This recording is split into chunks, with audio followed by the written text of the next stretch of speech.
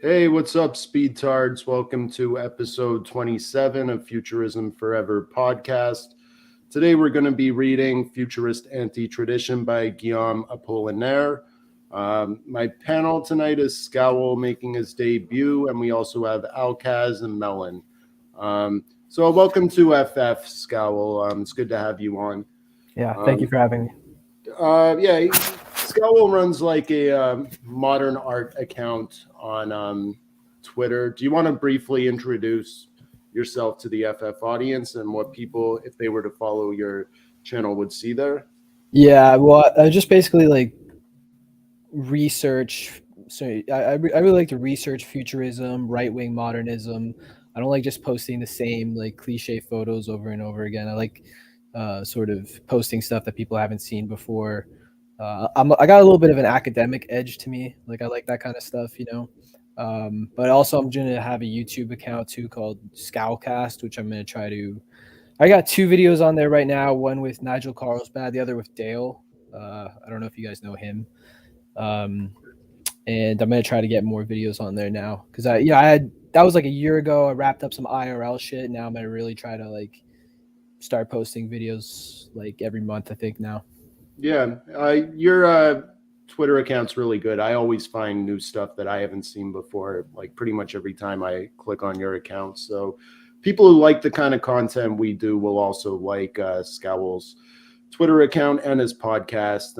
Looking forward to him getting that up and running again. We need more people pushing like a more modernist, taking a more modernist kind of approach to third positionism or right wing politics, whatever it may be. I think the movement is like entirely too trad and like too dependent on like wrapping their nationalism in that kind of framework. Which, Or it's just like a artist. It's like anti-artistic, you know. Like I've heard yeah, like Nick Fuentes say like none of that matters. Let's just focus on politics, right? yeah, that's fucking boring, and it makes us look like drugs, like uncultured drugs, and yeah, I Right. don't like that.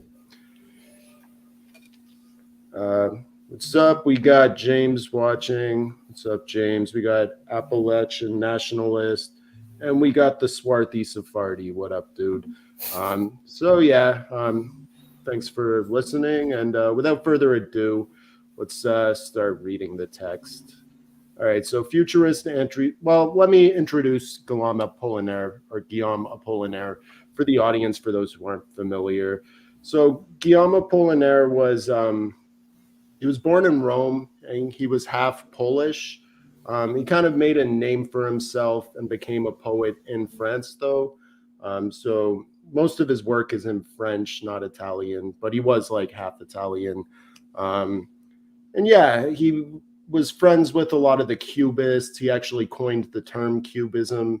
Like he was friends with Picasso and all those guys.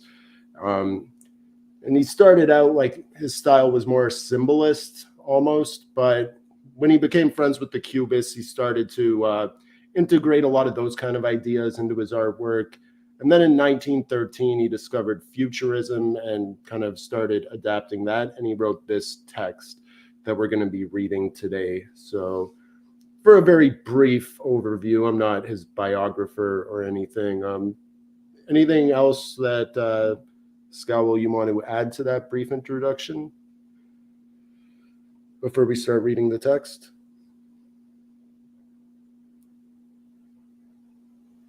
Okay, I'll start reading the text then. So, futurist anti-tradition, manifesto equals synthesis, down with the Palminer Almin Scorusu Otali or Scramble Menigma. I don't know what that means. The motor for all tendencies, impressionism, Fauvism, cubism, expressionism, pathetism, dramatism, orphism, paroxysm, plastic dynamism, words and freedom, invention of words. So destruction, the things we could do without. Suppression of poetic suffering, of snobbish exoticism, of copiousness in art, of syntaxes already barred from usage in all languages, of adjectives, of punctuation, of typographical harmony, of tenses and persons and verbs, of orchestras, of theatrical form, of the pseudo-artistic sublime, of verses and stanzas, of houses, of criticism and satire, of intricate plots, of boredom. So thoughts on things that he wants to do away with in modern art.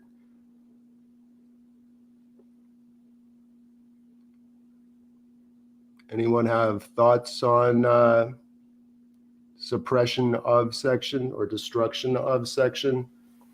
Sorry, I was on mute there. Yeah, he's trying to get a lot of the fluff. He's trying to get rid of a lot of the fluff of 19th century art for sure. It's very cubist. He's trying to get to the core of the essentialist nature of art.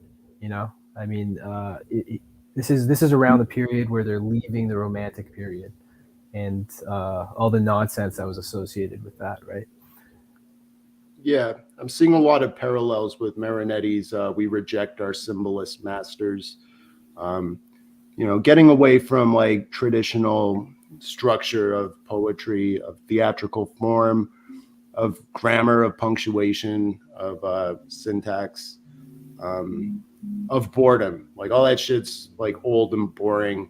It's no longer relevant to the modern world, the modern experience. We need new forms. We need new forms of expression, new style, new everything. Of criticism and satire. That's a weird one because Apollinaire is like very famous for being like an important art critic. Not necessarily a satirist, but like he coined the term cubism, he coined the term surrealism. So he was influential as a art critic. What's interesting is his use of grammar. Like he's talking about getting rid of grammar, and then he just begins the manifesto with like a very idiosyncratic use of grammar, and what he called the calligram. You can see that like certain words are going up, or like like he's formatted this manifesto in a really interesting way. Yeah, for those who aren't aware, like calligrams are, he like writes his poetry in a way that makes it like a picture at the same time. If that explains it well. I'm gonna try and show some actually. Like, give me a sec here. Yeah. Ocean Letter is a famous one. Yeah, I like the raining one with like the raindrops. It looks cool. There's the one with the like dove emerging or whatever. Yeah, give me a sec here. I should have had this lined up before we started. Talk amongst yourselves.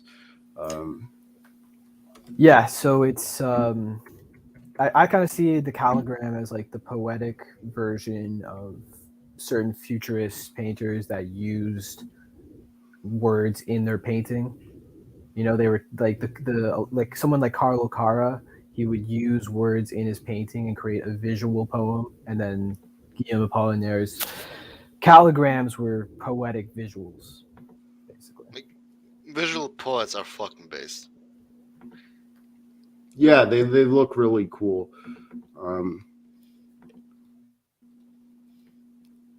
So is that turning up? It's loading. My internet connection's kind of shitty right now, so bear with me. There we go. So like this one is this sun. It's kind of blurry. Let me see if I can get it clearer.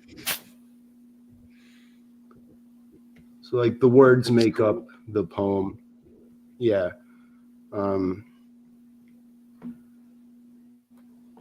Yeah, this one's really famous of like the dove. I don't speak French, so I can't translate that right now. There it is in full. Yeah, it's very collage. It's like a collage of words. Is it like a bird flying over like I don't know, flying over water or something? Did he invent this technique? Like, was he the first to do it, or yeah, I mean, I don't want to to say he was, but he was certainly the pioneer. I think there was like a general mood of wanting to, because like I said, right, like you have someone like Carlo Cara doing collages with words and doing like a painting version. So there was like, I think there was this mood of wanting to like rearrange the way you write. Yeah. Yeah, there's a lot of futurist examples of this technique also. I don't know. I used a bunch of them for the intro to We Reject Our Symbol as Masters. Off the top of my head, I don't like remember the names of any of the works, but I can probably find some here. Futurist callograms.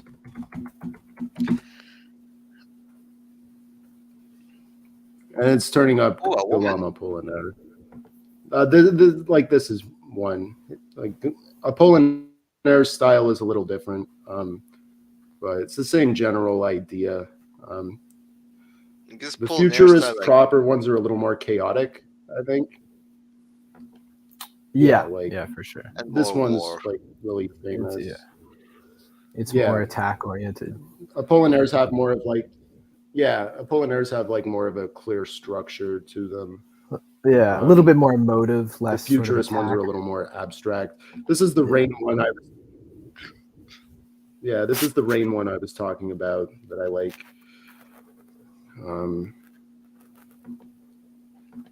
But yeah, any other thoughts on things that he wants to suppress or do away with before we continue with the text?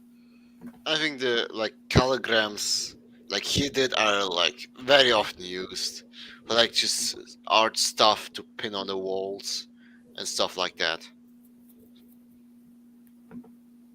It's just like very normie style of stuff. Like normies can understand it and find it cool even. That's what I want to say. No, it definitely jumps out at you and grabs your attention. It looks really like unique and like, you stop what you're doing and you like look at it, and, like squint your eyes and look really closely. Like it's not something you're just going to passively glance at and then go about your day. Like you're going to spend some time looking at it in detail. So it does pull you in. I think it's a really cool technique. Anyway, let's continue with the construction portion. So things he wants to, innovations for modern art that he's suggesting. So number one, techniques continually renewed or rhythms. Pure literature, words and freedom, invention of words, pure plasticism, five senses, prophetic invention, creation, continuity, simultaneity in opposition to particularism and to division, purity and variety on the sides, onomatopoeic description, total music and the art of noises, universal mimicry and light shows, machinism, the Eiffel Tower, Brooklyn and skyscrapers, polyglottism, pure civilization, epic nomadism, urban explorationism, art of journeys and of walks, anti-graceful, direct thrills by means of great spectacles for free circuses, music halls, etc. So thoughts on point one. He's talking about words and freedom there. So that's like Zhang Tum Tum, making up words. A lot of the Russian futurists were into doing that too. Like we talked about it briefly on our Mayakovsky episode.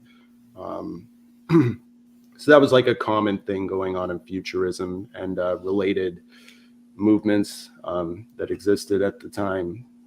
Pure plasticism. You can see he's like somewhat of I don't think he's like a complete committed to it, but somewhat of a proponent of like Bergsonian flux, continuity, simultaneity in opposition to particularism and divisionism. Like he's interested in moving forward and everything that goes with that, movement. Yeah. Direct thrills. But sorry, what you said? What is onomatopoeic description like? Onomatopoetic. That's like words like bang, like words that. Okay. Yeah, like words that sound the way the word is actually said. So bang, clap, I guess. Yeah, like when things like that. The old school Batman is fighting the victims. He punches, or the villains, he punches them and it goes like wham or bang or that sort of thing. for like Yeah. a well-known popular example that people will be able to relate to. So he likes urbanism. He mentions Brooklyn and skyscrapers, the Eiffel Tower, pure civilization. What do you think he means by pure civilization? No more Germans. Yeah, pure civilization.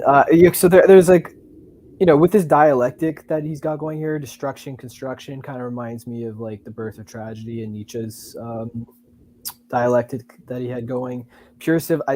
With the pure civilization, and then above he says techniques continually renewed or rhythms. I think there's like this element of classicism going on here, wanting to go back to certain eternal principles that go back to the classical period.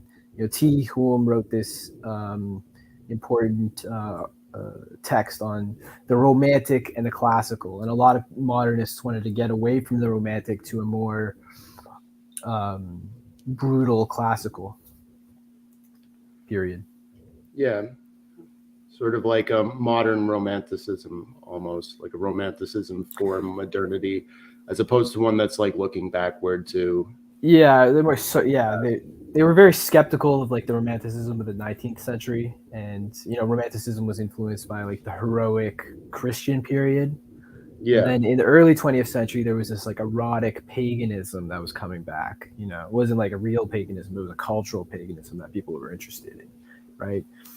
And yeah, this last point about direct thrills by means of great spectacles for free circuses, music halls, etc., reminds me a lot of the Constitution of Fiume and the Fiume Adventure. Gabriele D'Annunzio.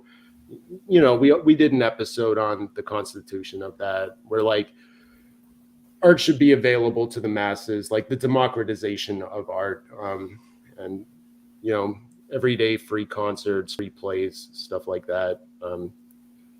Art was seen as like something that was like extremely important to D'Annunzio and like those early proto-fascists. Yeah, art should not be in the museums. It should be in the streets. It should not be just for the bourgeoisie who can pay for it. It should be for those, for the common person, basically.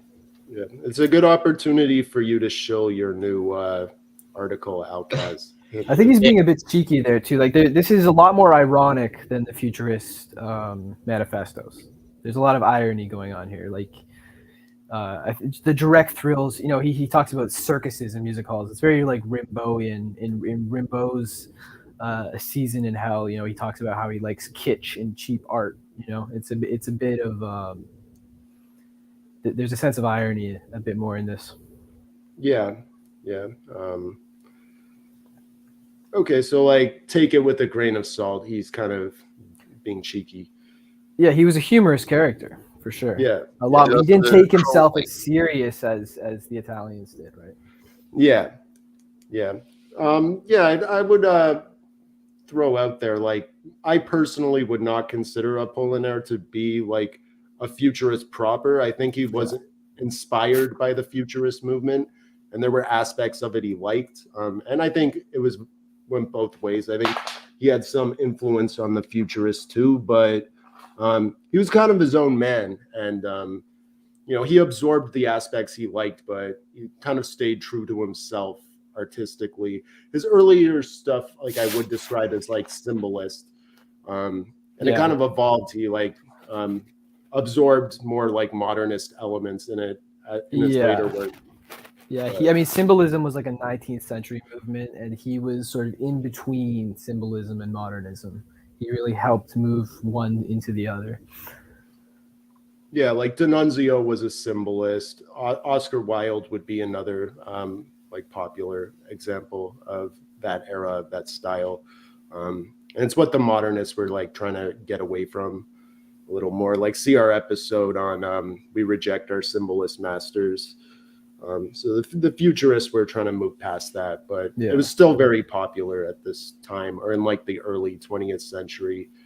By the 1910s, things are starting to move away from that, largely because of futurism, as well as Cubism, Dadaism a couple years after this, and other styles. So it's all very there's a lot of like ironically ripping off the futurist and the marionette. Like he calls this a futurist. He's not literally being futurist in this, right? A bit of him admires and reveres the futurism, but at the same time, he is kind of like making his own idiosyncratic version of it for kind of ironic reasons. This is originally in French, and it is a very French text if you read it in French. And, the French like to ridicule and be ironic and stuff like that. So there's a lot of that going on. Yeah. Would you say that a lot of the nuances are being lost in translation, or? This is a very good translation, or at least the one I'm reading. And it's very cool to read this in English, because later Wyndham Lewis and Ezra Pound would rip it off in Blast, their Futurist manifesto. But yeah, I mean, to understand it, you need to, like, you can read it in French, but you have to understand the French context, basically. Yeah. Although he did write it in Italy. This was written in Milan. Okay. Yeah. We still haven't covered the Blast Manifesto on the podcast. That's like an important manifesto of vorticism. Yeah. We should get into it. But it's good that you're doing this beforehand, because this came out a year before Blast came out, right? Yeah. So, yeah. Later on, I'd like to get into how they ripped this off, but we can get through the rest of it first. Yeah. Well, let's move on to the next point in construction. So intuition, speed, ubiquity, book or captive life, or phonocinematography or wireless imagination, continuous tremolism or onomatopoeias more discovered than imitated, dance work or pure choreography, swift, pungent, characteristic language, sung, whistled, mimed, walked, or run, the right of peoples and of continuous war, militant feminism or innumerable differentiation of the sexes, humanity and a call to the beyond man, matter and physical transcendentalism, analogies and puns, lyrical trampoline of languages calico, Calicut, Calicutta, rubber parchment, Agamemnon, amenable abnormal animal, animus, Marora, aromatic, flute-toed birth of apramine pearls. I'm not going to try and sing that for you guys. Horrible singer. So is that the end of point 2? Yeah, I think it is. So thoughts on some of those points? Humanity and call to the beyond man. What the fuck is the beyond man? I think it's a reference to like the Nietzschean Übermensch, the new man. Like the futurist, the futurists had like the mechanical man, the fascist new man. The Soviets also had their version of the new man. It was like, the modernist man. The world's changing and man will adapt and evolve, or die, or stagnate and die, pretty much. So yeah, he's talking about militant feminism or innumerable differentiations of the sexes. So he's like kind of one or the other, kind of endorsing the extremes, I guess. The militant feminism is what I think feminism is, right? The real radical kind. Yeah, well, they were like real militant feminists back then, right? So they were like blowing stuff up. The suffragettes were like blowing stuff up and getting and jumping in front of horses and stuff. So they were like, Guillaume Apollinaire seems like less left or right, but just very pro energy and pro conflict. Yeah, Marinetti kind of like went back and forth on this too. Like in the Futurist Manifesto, he talks about contempt for women, but then he supports the suffragette movement and like women's right to vote and stuff like that. And then there's women futurists like Valentine, the same point. Yeah. Rosa, and a few others. We do have a reading of the Manifesto of Futurist Women that I'd recommend people check out. Valentine, the same point, is a very interesting figure to me. I'd highly recommend her. We're going to do an episode on the Futurist Manifesto of Lust in like a month or two. It's in the schedule. It's coming up. I forget exactly when, but it's in the works. Yeah, so we covered the Beyond Man, militant feminism, right of peoples, and of continuous war, um, analogies and puns, lyrical trampoline. Yeah, it gets very poetic at this part in the manifesto. You see like his poetic side comes out, and this is like stream of consciousness poetry, which he helped find. Yeah, Agamemnon there, a reference to the classical world. yeah, Oh, hey, there's a um, Nunzio. yeah. He's saying shit too, like he doesn't like the nuncio. Oh, what a So faggot. keep that in mind. Like the futurists also, like there is some confusion. Like a lot of people do think like D'Annunzio is an example of futurism, but his artwork, No. like his literature was not futurist, and like Marinetti was very critical of him at times. Yeah. No, he was like a kind of like keep them old mystic way of the old and fuse it with the new shit. Like this is cool and all, but not futurist. Yeah, like I did a reading of his letter to the Dalmatians, and like there are a lot of allusions to ancient Rome, to um, like the Renaissance of like earlier periods. Like he will cite earlier times to inspire Italians to greatness in the here and now. Whereas Marinetti would reject all that shit and just embrace the future. That's a distraction. Like we could do without it. Um, but yeah, like let's go on to shit to things he wants to get rid of. So critics, teachers, professors, museums, Quattrocento scholars, 17th centuryists, ruins, patinas, historians, Venice, Versailles, Pompeii, Brussels, Oxford, Nuremberg, Toledo, Benaire, etc., ecologists, philologists, essayists, neo and post, Beirut, Florence, Montmartre, Munich, dictionaries, good tasteisms, uh, going back up, Orientalisms, dandyisms, spiritualists or realists with no feeling for reality or the spiritual life, academicisms, the Siamese twins, D'Annunzio and Rostand, Dante, Shakespeare, Tolstoy, Goethe, beshitted dilettantisms, Asclepius and the theater in Orange, India, Egypt, Faisal, Theosophy, Scientism, Montaigne, Wagner, Beethoven, Edgar Allan Poe, Walt Whitman and Baudelaire, Manzoni, Carducci and Pascoli. Yeah, that's his long list of things that he says shit to. First of all, So where to begin? your pronunciation is very bad. Yeah, I know. I'm Canadian. I'm not European. Well, Well, I could what do it better. Just that's what I'm saying. what did I pronounce wrong, Melon? Well, good. Some Italian stuff, or like Which one? French stuff too, and I guess that's basically it. Marinetti actually cites Walt Whitman as like an important influence on him, which I found weird. Like I don't see the connection, but maybe Scowl does. Walt Whitman. I like Walt Whitman. I don't know. Walt Whitman's literature was larger than life. I guess. I don't know I don't know why. I didn't know that Marinetti even liked him, but it's not Yeah. too crazy to think about. You know? I think I it like, was. I like Whitman a lot.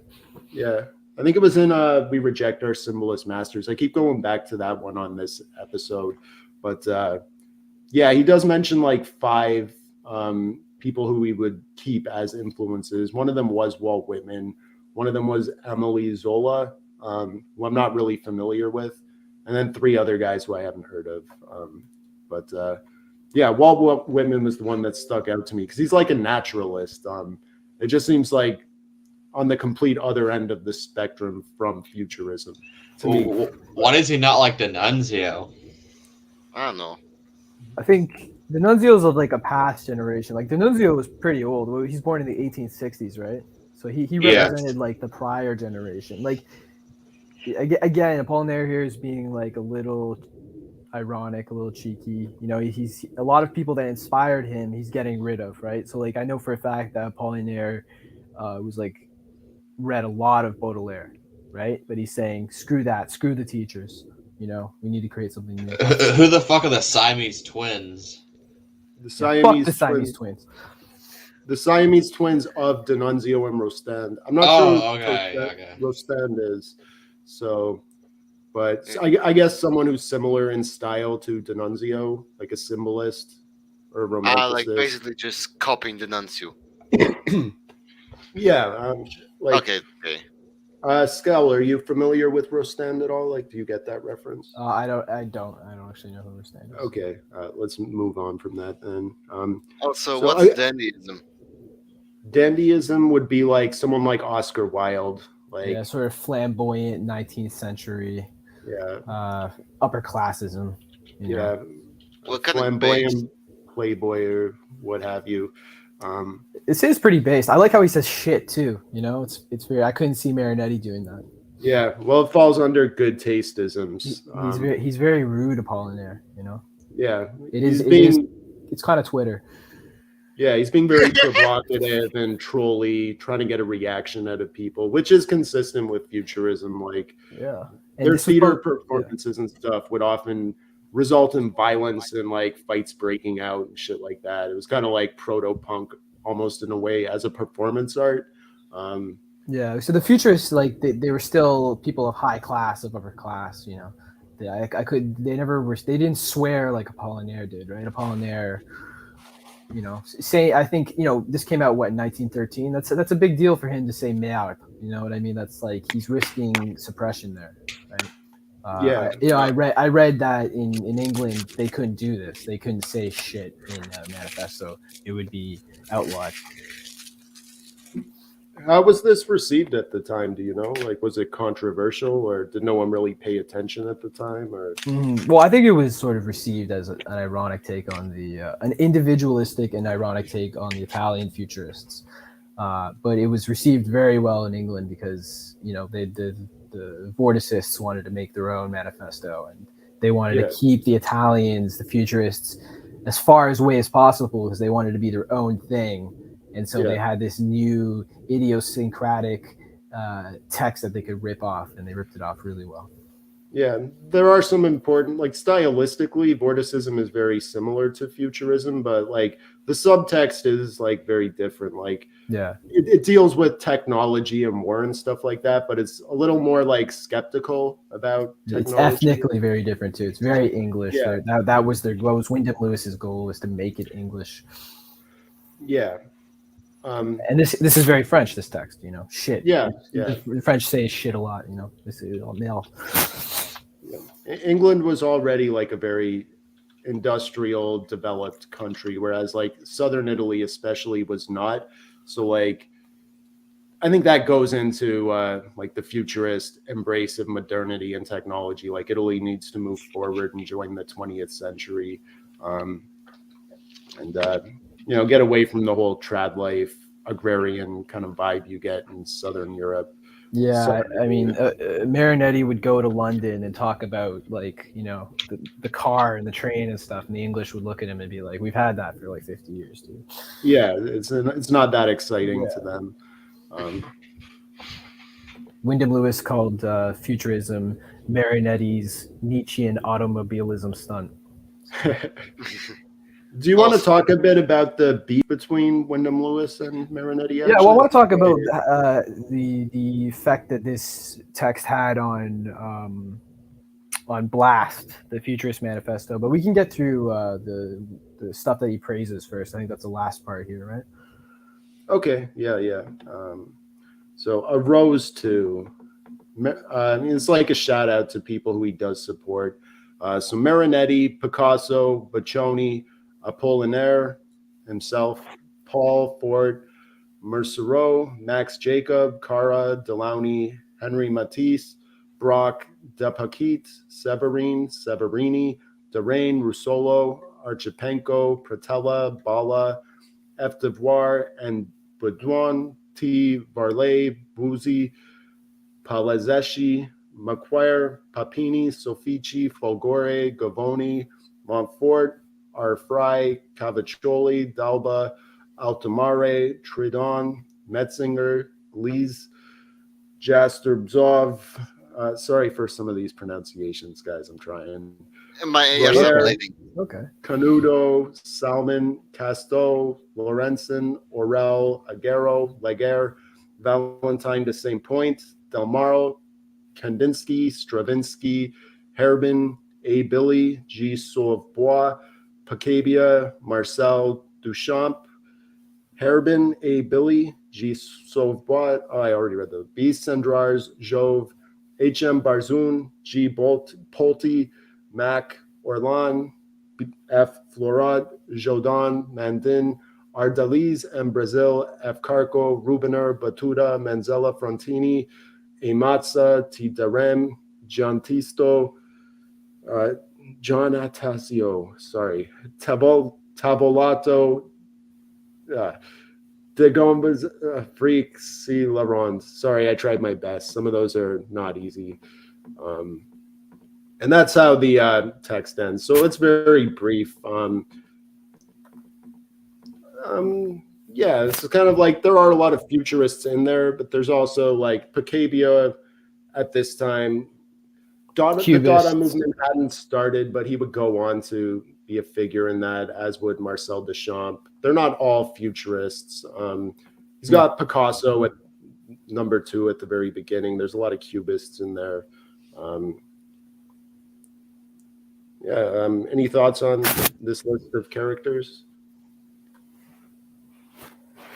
It's the pure energy, pure newness, pure modernist. Everyone in here is like basically people who were on the cutting edge at the time, the avant-garde, and people who have nothing to do with each other or contradict each other. Again, I don't see Apollinaire as a left-right character, but just as someone who's pure energy based, which is interesting because you know there's a lot of partisanism that goes around. It's interesting to see a guy who's just purely concerned with artistic matters, right?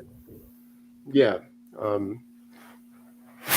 Definitely a very good list of people who you should check out if you're interested in this period of avant-garde art, of modern art, which was a very exciting period.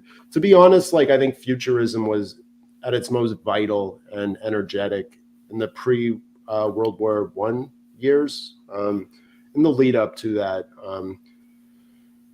Post World War I, Futurism kind of became almost a watered down parody of itself. Almost, I don't want to like be too critical because a lot of good art was made in that period. Yeah.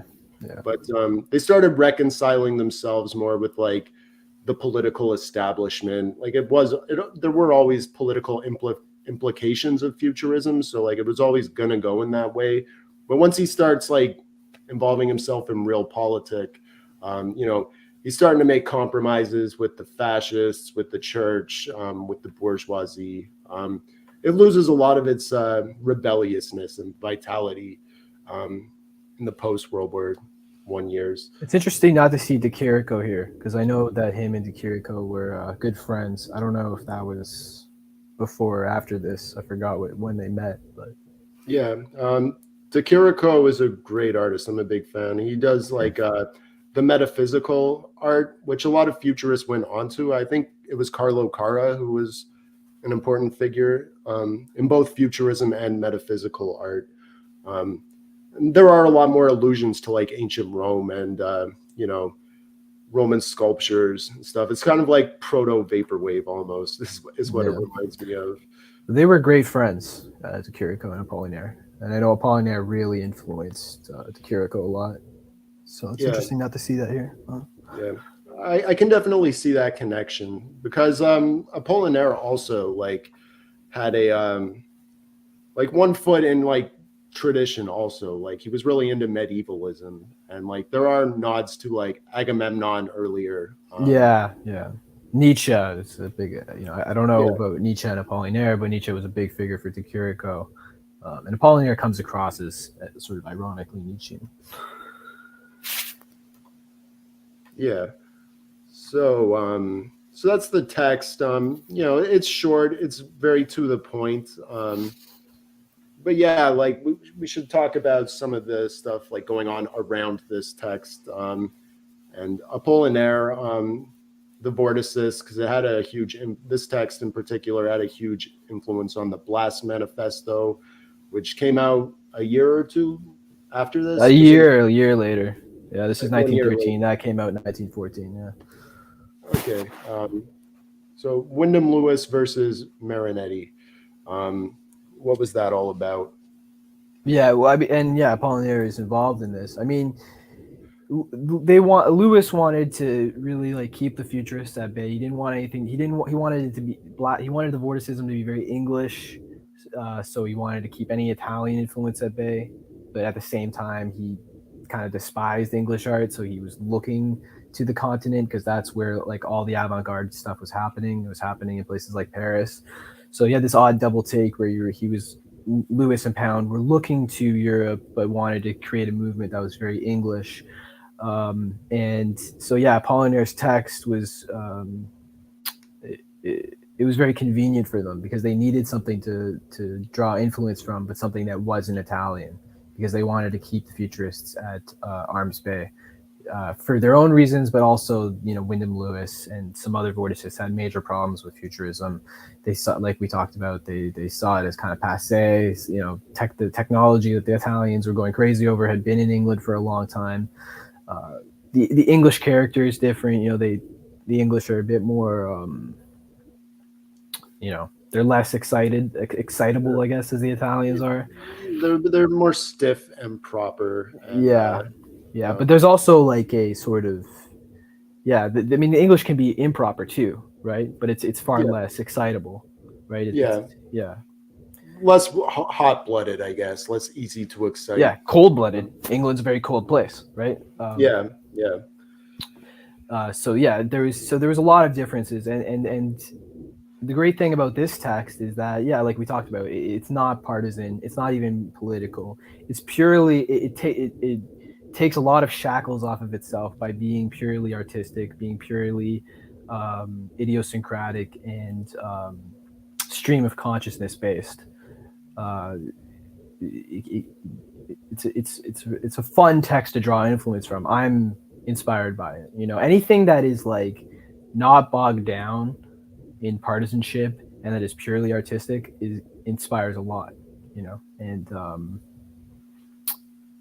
so, you know, the text itself, what exactly did it inspire? Blast was the vorticist. It was the manifesto of the vorticists that came out in 1914. Wyndham Lewis was kind of the godfather of that, but Pound, Hulme, a lot of other characters were involved in it. And so in the beginning, Apollinaire talks about destruction and getting rid of like forms of grammar, and that was something that Wyndham Lewis did a lot of. He did that in his own books, where he would just get rid of he would introduce the equal sign and stuff like that. So he took that from Apollinaire, as well as the calligram element, where he had like, you know, the letters and sentences going in different directions, creating collages with letters. That was used in the Blast Manifesto.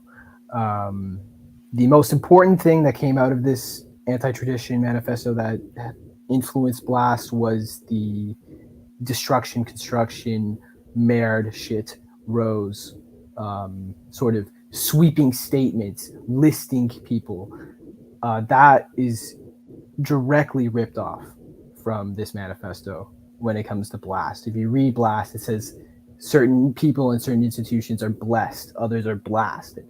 Right, so that is a complete ripoff. Some of this is just like it influenced them. That is a ripoff, right? And like I said, they couldn't say things like shit in England because it would get the publication would be suppressed, right? So they said blast or blessed or blessed. Yeah, the structure is very similar. There's a lot of overlap in ideas. There are differences too. We do need to get to the Blast Manifesto eventually. Maybe in the summer. Our schedule is kind of locked in for the next few months, but for sure. We need to get to that. The vorticism is important. I've done solo readings on like Marinetti's speech to the English and also the manifesto against British art or English art. I forget which one it's actually titled, but you can find those on the channel. We have covered it, but we haven't done like a a podcast with discussion around any of the British modernist texts yet. So Blast would be like the good introduction, I think.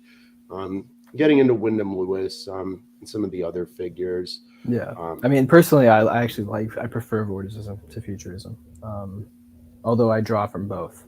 But Yeah, I just feel closer to Vorticism because I'm part English myself, and I speak English, right? So yeah, yeah. Yeah, like I'm half Scottish and like Italian Canadian, but Futurism is what I discovered first. It's like what got me into all this.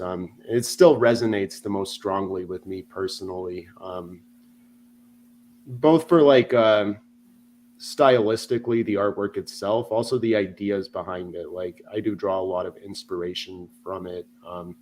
So I'm definitely more on the futurist side of things. I think futurism forever. It's pretty obvious. I'm not too subtle about it, but yeah, there's definitely like Vorticism is a very interesting movement, and if you like futurist art, you will like Vorticist art too. Like there are differences, but it's also very similar. So and it is also like actually right wing, like it's nationalist.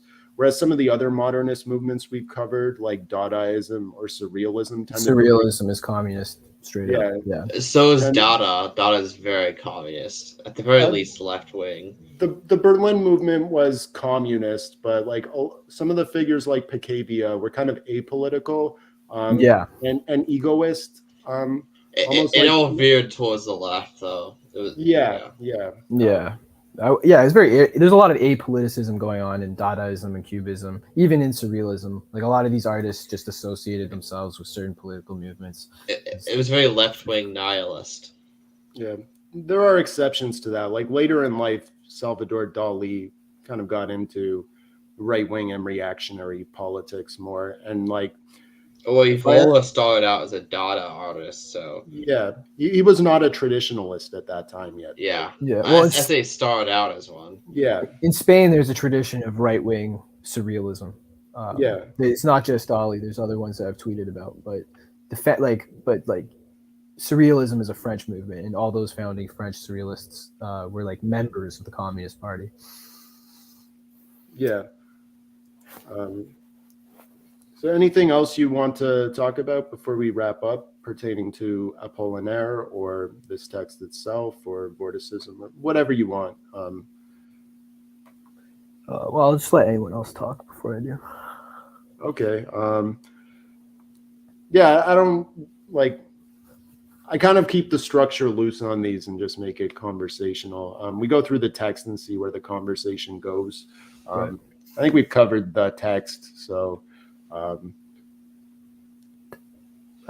think it's a very great text. I think, like I said, it's. I like the artistic nature of it. I knew about Guillaume Apollinaire and the French poets and stuff before I ever got into Futurism or Vorticism. So it's interesting to see literally a synthesis, because he says synthesis in the beginning of sort of French artistic temperament with, Italian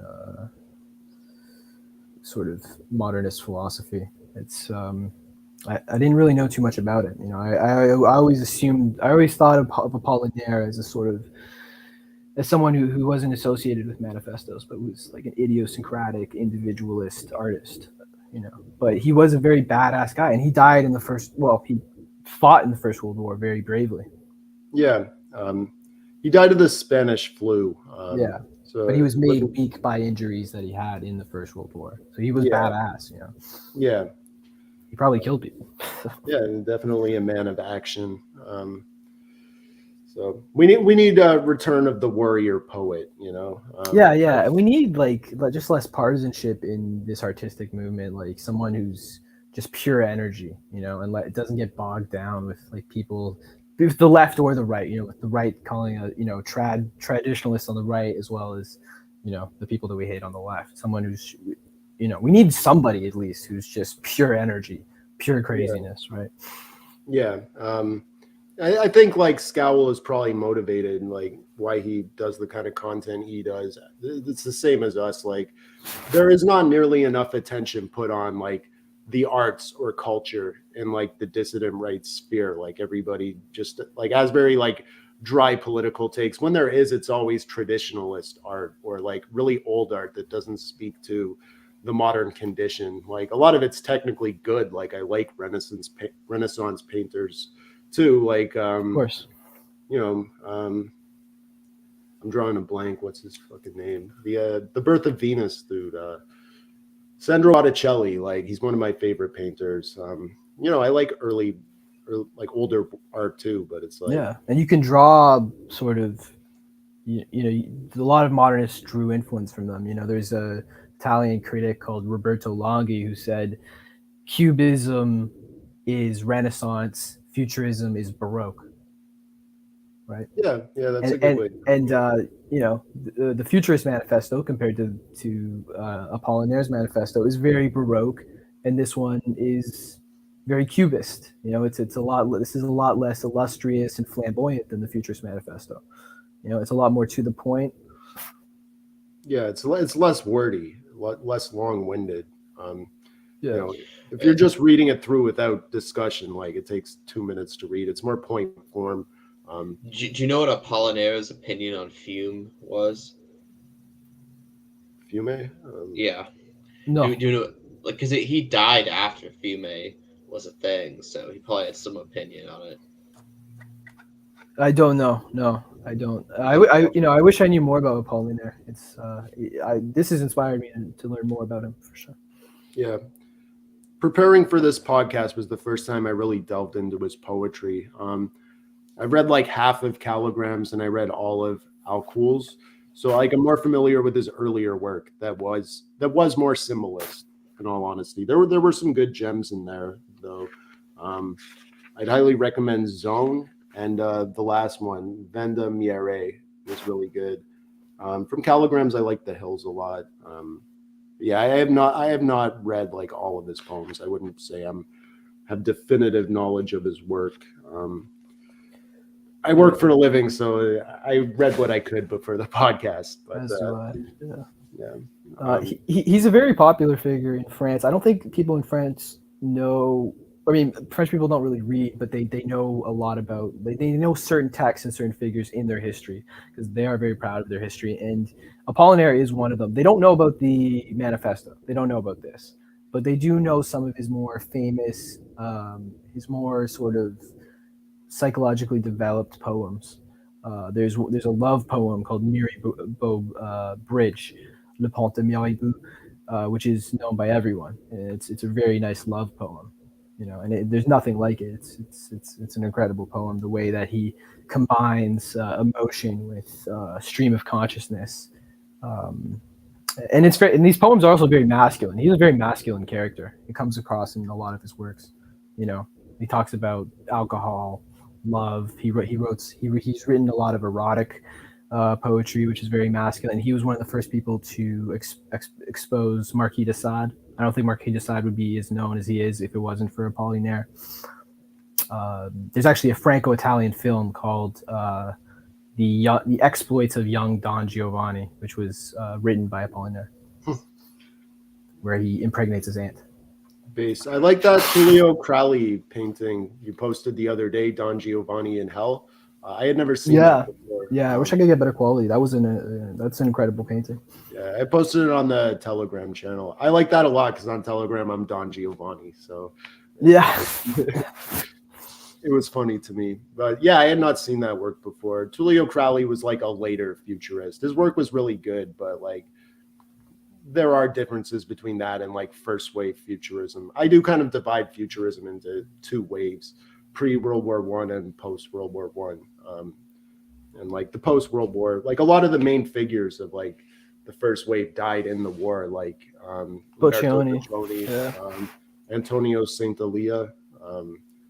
There were vorticists who died in the First World War too. Henri Gautier Breshka, he died in the First World War. T. Hume. Yeah. Which is kind of the appropriate death for a futurist in a lot of ways, because you know they did glorify war and dying young and all that, like dying at your peak. It's kind of a recurring theme. Distrust for the old and the moribund. I actually like futurist art made after the war better, to be honest. As much as I like, there's a whole different energy to the pre-war stuff that I like too. But what happens after the war is that they're less associated with movements, and they become more individualist painters, and they get away from technology. The Italians, and they get closer to a more pure art. They play around with abstraction more after the war. Yeah. Gerardo Dottori is another like really great painter. He's like one of my favorite futurist painters. Yeah, Dottori's landscapes. Yeah, his landscapes are really good. He did a lot of like religious paintings too. The Christ one is incredible. Yeah. Anyway, I think we'll wrap up. Thanks so much for coming on, Scowl. I'd love to have you on again. For sure.